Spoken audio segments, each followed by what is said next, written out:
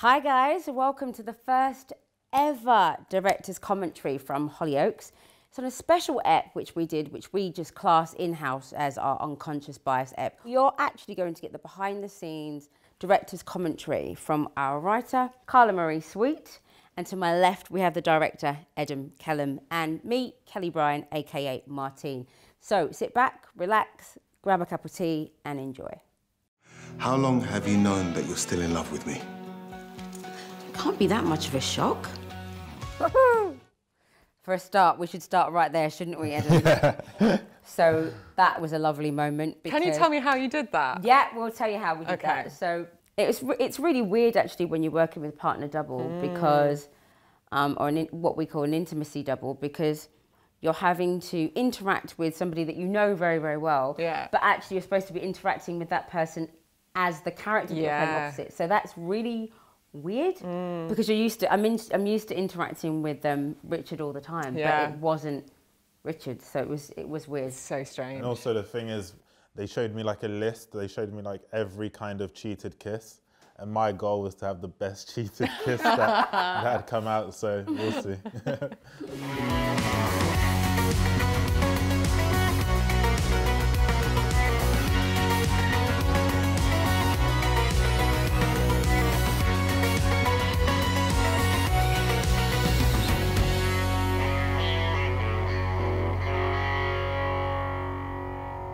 Another sleepless night.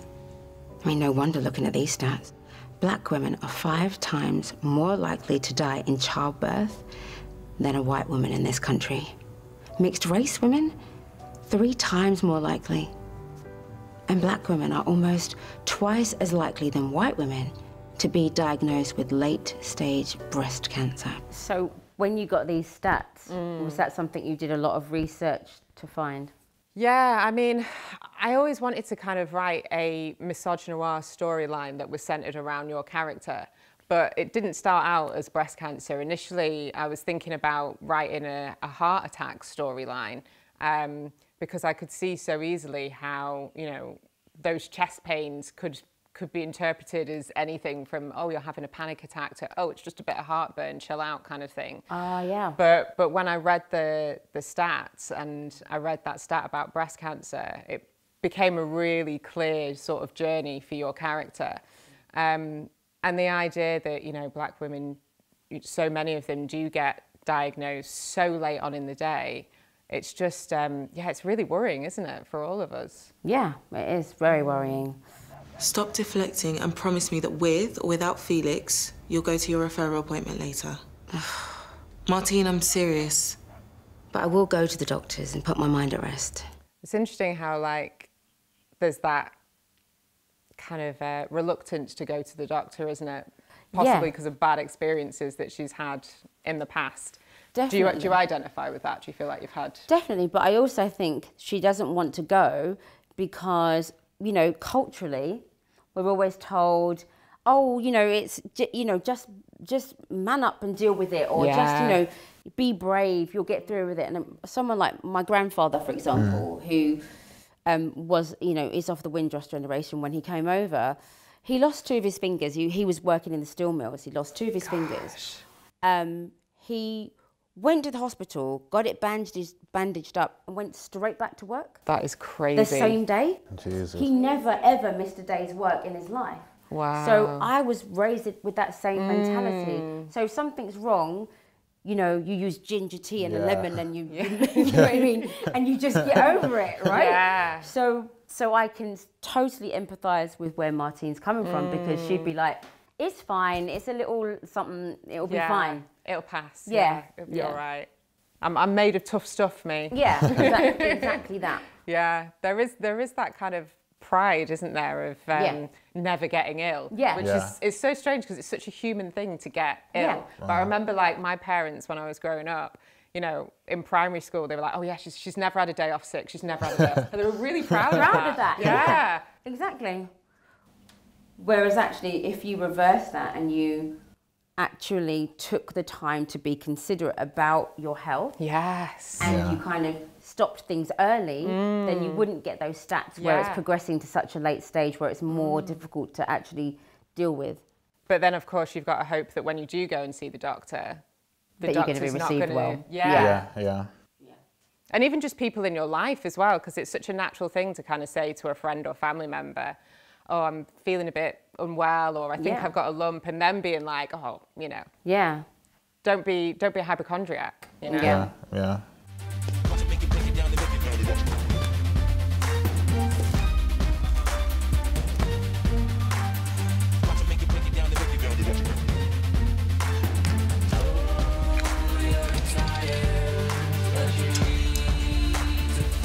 Edem, when we were shooting this particular segment of like intercuts, can you talk us through what your thoughts were with this kind of?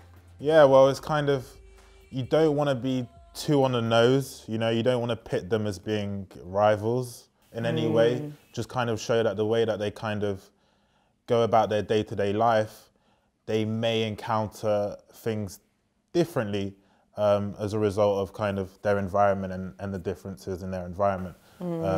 So yeah, of course, with the makeup, we don't want to be too direct. We want it to be subtle. It's an everyday thing. Yeah. You know? And I think he did really well.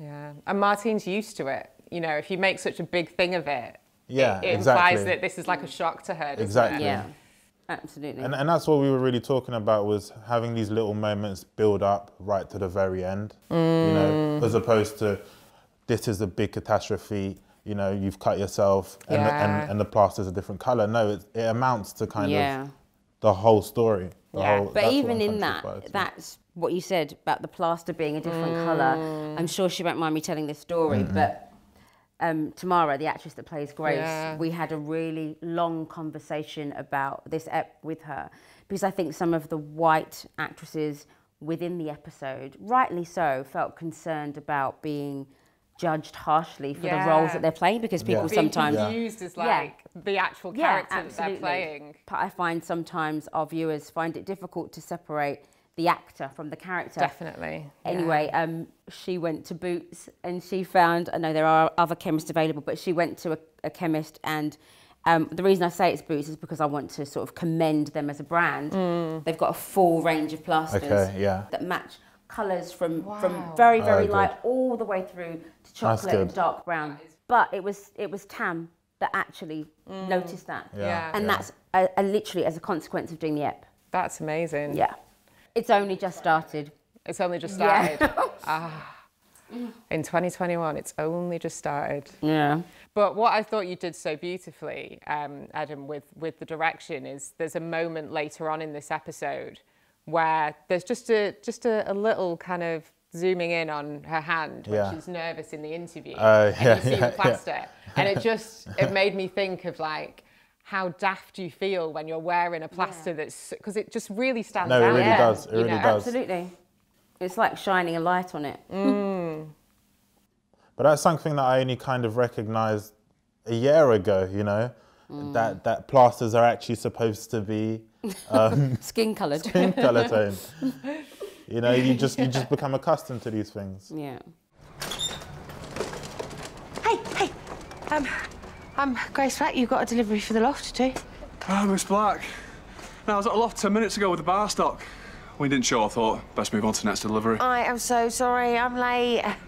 Everything's got ahead of me today, but I have got 24 cocktail kits to make. Can you talk us through this? Because I remember there were a number of ways you could have actually directed this, and you were really keen on. Look, he's so distracted with watching it. It's my work. It's my work. He's like, who made this? It's fantastic.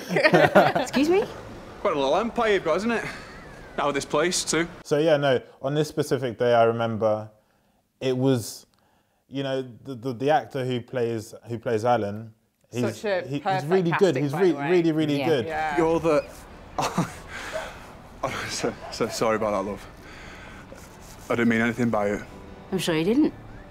But he whistles and he says, you know, I'm talking, you know, and I wasn't sure if it was too much, you know. At which point is it kind of, he's just rude and it's not unconscious bias, or as opposed to kind of, no, you just couldn't possibly be the manager, and you're being rude to me as I'm having a conversation here, you know. And I wanted it to be the former, so it's kind of yeah, knowing when to tone it down. But for example, for this scene, it was always about being as objective as possible, you know, because we can villainize Patsy here, or we can just show that actually she has a complete disregard for you because you're black, you know? Yeah. Yeah. As opposed to she hates you or for some specific reason. It's not that. It's just she's got an unconscious bias. She naturally behaves a certain way when she comes across a black person. But that's what's so key. But what you just said is that she naturally behaves a certain way around black people. And that in itself is such an interesting concept, because it's that same thing as when you walk into a room, there's a certain atmosphere. But when you see somebody else walk into the room, it's completely different. Like, you're like, so what's the difference? What did I miss? What would you say is your biggest flaw as a businesswoman? Biggest flaw? Which makes me think, you know, the character who Toby plays, your son, even seeing him wear a do-rag on screen. Yeah. It's a powerful thing. I had my do-rag on the train. You know, I'm going to keep it flat. Yeah. But just seeing him do it on screen means I feel like I can perhaps walk through line pictures and have my do-rag on. Oh, no problem. No problem. Same as Celeste with having her natural hair. Like, it's such an empowering thing to see, isn't it? Like, definitely for me, like, years of straightening my hair and buying all these like crazy products that are meant for white people that have just damaged my hair so much. And it's only really been in like the last couple of years where I'm like, yeah, I'm gonna embrace my natural hair. I'm gonna let those curls hang out. Yeah. But it can be a really difficult thing to do. Absolutely. Sorry, what are you suggesting? I'm not suggesting anything. It's really interesting watching the journey that Patsy goes on here in like such a short space of time, where she starts out just like seeing you as an inconvenience. Yeah. And then there's a moment where she's like, oh, I'm intimidated. Yeah. And then by the end, she's like, almost like she pities you. And that's how she sees black people. Inconvenient, intimidating, somebody you should pity. And that's the range of the emotion that she can feel for them. But that's a credit to your writing, Karla, you know. You never it's nuanced enough. Yes, and in just one episode, you're able to kind of encapsulate so much of the experience, you know. Stop. I was actually going to credit your direction for that, because, you know, she does a wonderful job of, you can just see it in her face, you know, and her whole attitude. Haven't you got a job to go to? I'm on my lunch break. How did the interview go? Oh, great. Yeah, me and the interviewer really hit it off. Really? No. I love that moment. It's one of my favourite moments of the episode. But what's lovely about that is because it's literally because of the relationship that I have with Richard. We've worked together for like 20 years plus. Wow. So we can have that dynamic on camera, and we can play with each other in that way. I'm not going to let this go. You mean too much to me. Wow, I didn't know you guys went that far back. That's amazing. Yeah. It's interesting because your characters have known each other for even, you know, kind of around that time period as well. Yeah, it's really odd because Richard and I, like I said, when we first worked together, it was in theatre. And so, you know, and our paths have crossed many, many times. But actually, when I knew that he was cast, ironically, we both had the same agent. So when I knew he was cast, I was like, yes, literally, because I knew that would just be the perfect chemistry for what we were looking for. And going forward, obviously, I wasn't aware of these storylines that was going to happen. And I can't give away what's going to happen. I really want to tell you, I really do. But it's okay, I know. I write on the show, so I know, you've probably written it. But there's something really nice coming up in terms of, you know, where Martine goes. And I couldn't imagine playing that with anybody else. Yeah.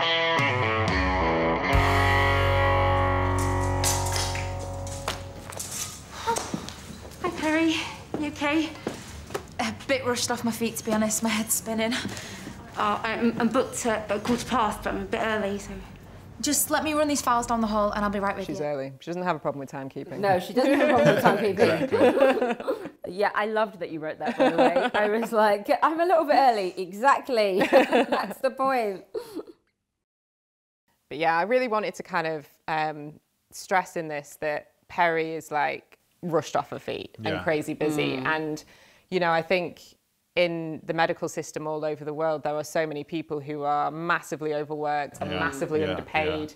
And I think we have an incredible medical system in this country. We are so, so fortunate. It's probably our greatest asset. But I think in any business, in any company, in any institution, when people are busy and tired, they make quick decisions, you know, quick snap decisions. And a lot of those snap decisions can be based on stereotypes and unconscious bias that's kind of built into you.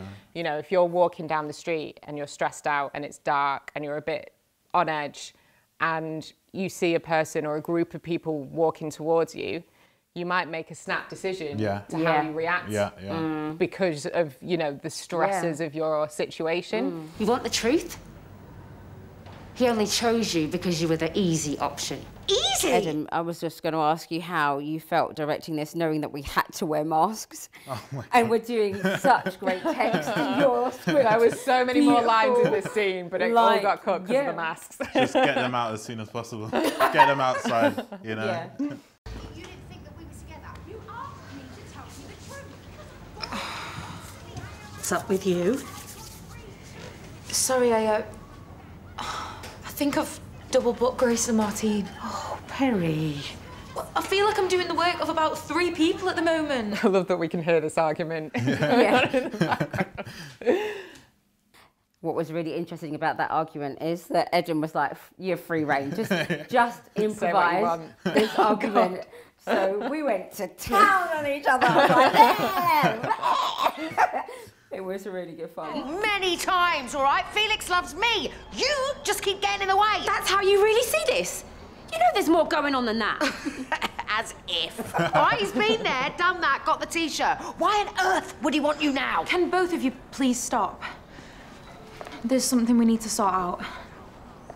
You both have been double booked, and the doctor's back to back for the rest of the day, I'm afraid. So we can only see one of us? Yeah. And if you don't stop screaming at each other, it'll be neither of you. Oh, no. No, please don't cry. I'm sorry. So the interesting thing about this moment is I wrote it originally as Grace cries, maybe it's deliberate, maybe it's not. And there was so much back and forth between me and the script editor of whether I should write in that she cries on purpose or whether she cries because it's a natural feeling that she's having because of the stress of her life or whatever. And I just kind of felt like it wasn't my call as the writer. It's kind of her call as the actor, you know, knowing what she knows about the character and the character's journey, because it's such a big decision, isn't it? You know?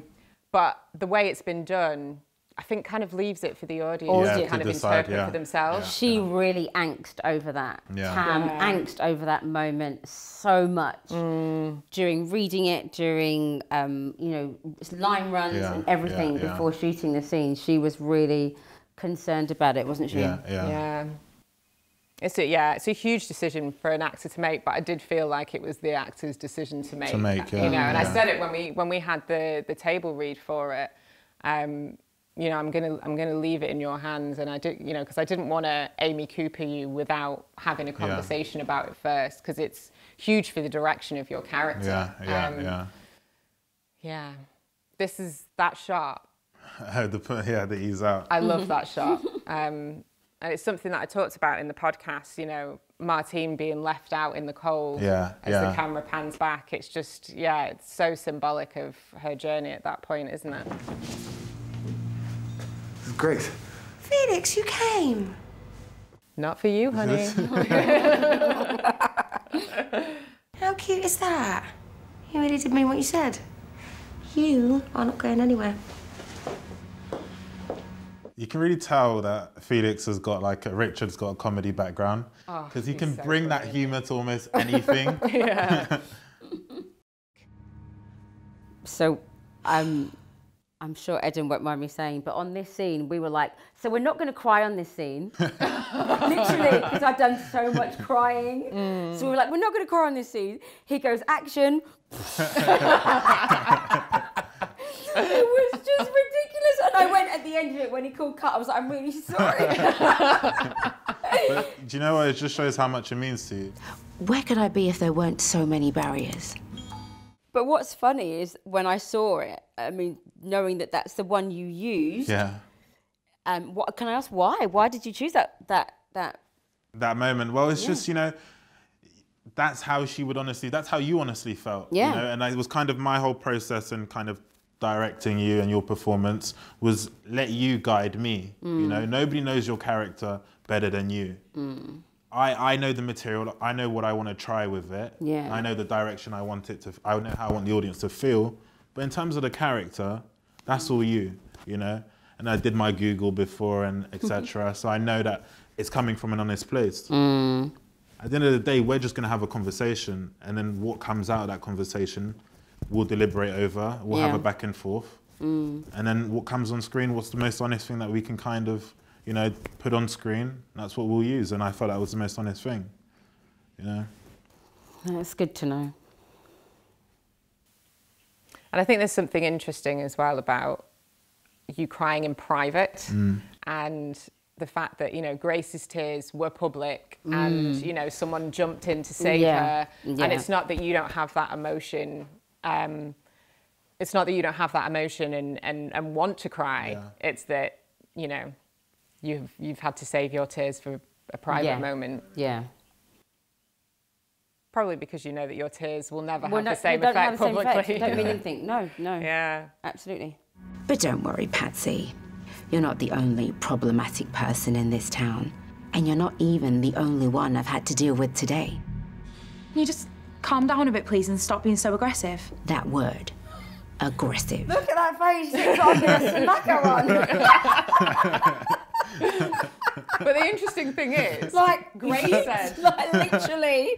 Grace said to you, "Do you want to slap?" Grace said, "Let's take it outside." Yeah. She was the one Instigating, offering up aggression, not absolutely. you. On social media, and sometimes even in real life. And this moment was so important that, you know, we don't want to keep repeating it. We don't want to cut in all the time. Let's just leave the camera in the corner and see what happens. People have the cheek to tell us racism doesn't exist in this country, but it does. Oh, yes, it does. And people have the cheek to say racism doesn't exist in this country, but it does. And a lot of people have been saying that recently, haven't they? That racism doesn't exist in this country. But hopefully we're helping people understand a bit more about how it does affect us, you know, in our daily lives. How can you do better?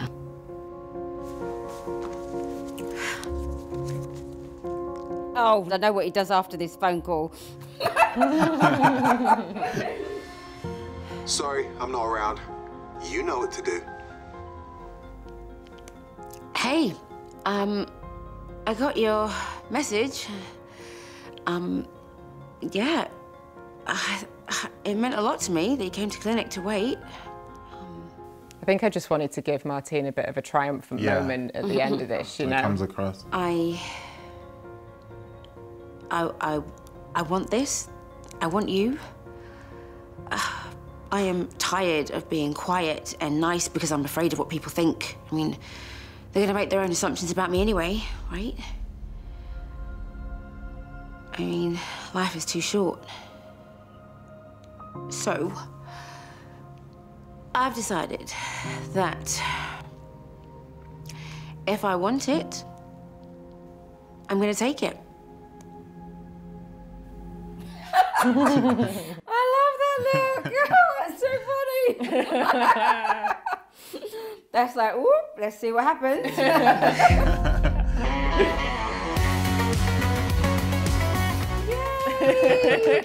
Thank you. Congrats to you guys. Well done.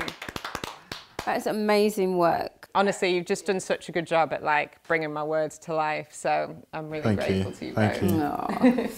Well, we can't take all the credit because on the day we had, like Edem he was so spoiled because it was like his first day of his first block, and I literally crazy went, episode to start as well. But I was literally like, you have the dream team. He had Chris Royal, he had Steve Hughes on cams, like the whole Emma team. Robinson. Like Emma, his first AD, like the team on that day were amazing. Outstanding. The royal Absolutely treatment. outstanding. Literally the royal treatment. Literally. So we've come to the end of EP 69, our unconscious biased episode. So how are you feeling? Do you feel like you're proud of your work, seeing it like in that way? Like, of course, how does that yeah, yeah. And it's really surreal being sat here with you as well, Kelly, because in a former life, I was a dancer in training, and the very first song I ever danced to on stage was one of yours. Yeah, seriously. Which one? I was very small. The only one. Oh, yeah, great tune. yeah. I was very small. Some sort of summer play scheme, and me and my two friends did a little dance routine to it. And who were you? That's where my stage Were you career me? started. Were you Esther? Were you Vernie? Of course I was you. Perfect. Oh, that's so cool. But your work's beautiful, and I think thank you you. were like such a good choice of. I know that's just a nod to our execs, because they really chose the right person who's, you know, not only passionate about the topic, but you've been through lots of, you know, your personal sacrifice and your personal journey has cost you a lot to be here, you know, and still, you know, you go through lots of trolling and all of the stuff that you're having to experience, you know. And I think so many of us do as, you know, women of colour, and certainly women of black heritage who are outspoken about things. We get slated a lot for that, and I think it's important for us to keep doing it, because for every comment that you get that is negative when we speak out about these issues, it proves that we need to speak out about these issues. And massive thanks to Joel Singer as well, my script editor on this episode, because he had the toughest job in the world, having to go back and forth between me and the producers and the channel and everybody else who was involved to make sure that I got to say what I wanted to say, but it also fit within the time slot, which was quite challenging because I had a lot to say. Yay! And Edem Kelman. Trust me, this is a name that's going to be on everybody's lips. And do you mind sharing the story that you got it by default? Yeah, no. So basically, I was. This is my first job, you know, Hollyoaks. This is where it all started for me, and long may it continue. But somebody dropped out, you know, or I think they were quite poorly or ill. So the position fell to me, and hopefully I took it, you know. You smashed it. Hopefully I took it. But also it was just, the episode's so important, and 69, you know, you're like, oh, okay, this is 69, okay. Yeah. You've got to be on your A game. And it was a fantastic experience, you know. And you know, they asked me to write a few words on the newsletter, and I just said the word that comes to mind for me is honesty, you know. Whether it was your performance, you know, whether it was the crew, you know, telling me, look buddy, like maybe it might work like this, you know, helping me out. Everybody was just completely honest. Yeah. The story was completely honest. And when something's dishonest, I just hope it translates with the audience. And I think it will. I think it will. How are you feeling, Kelly? Wow, that's a big question for me, because the Martine in me is proud, but she's sad. Yeah. She's incredibly sad that it's, you know, 2021 and she's still having to tell this story. And the Kelle in me is very proud of what we've achieved. I think when I first joined Hollyoaks 3 years ago, you know, I was at that point led by Bryan, and Bryan Kirkwood said to me, we're coming in to make, you know, transformational television. And for me to be part of something that for me is socially educating, for me, that's exactly what the job that I came here to do, to change narratives, to challenge people's mindsets through this medium. And so for me, I feel 69 does that 100%. Yeah. Thank you, Kelle, so much for putting your heart and soul into this. I heard that you were going to bed each night with the script on your bedside. Yes.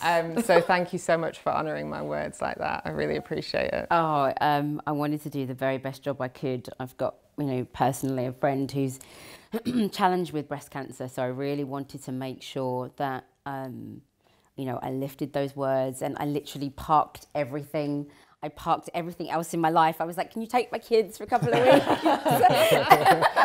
I literally parked my life to make sure that I could do it, you know, the best job that I possibly could, and immerse myself in Martine for that time. So thank you for your work. No, thank you. It was awesome. Let's do it again. Shall we? Yeah.